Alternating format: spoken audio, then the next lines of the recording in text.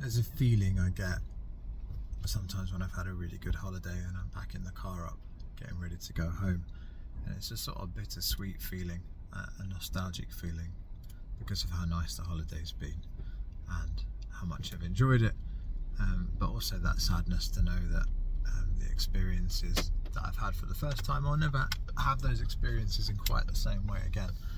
And that bittersweet nostalgia is something I sort of am beginning to get a sense of in my life, I think. And I don't want to be morbid, you know, I'm only in my mid-40s, well, mid to late 40s, but I can kind of sense the oncoming feeling of the next stage of life, if I'm lucky enough to remain in good health, as being a little bit like that, a little bit like packing the car after a really nice holiday and beginning to understand that those experiences are coming to an end.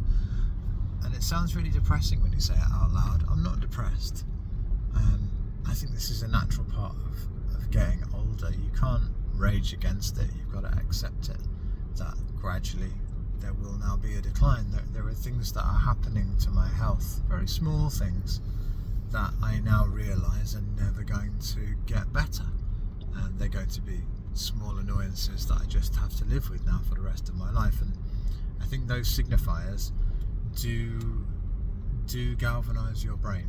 They do make you think about the future, and they do make you, if you treat them in the right way, they do make you second guess the way you're spending your time and reprioritise in the most fantastic way, you know, to make sure that you spend the right amount of time with your family and don't get too lost in being at work and all that sort of stuff. So yeah, it's a strange one, but I definitely feel that change incoming, like I'm approaching a sort of sunny late afternoon in my life to a certain degree, and I'm going to make sure that afternoon is the best afternoon I've ever had.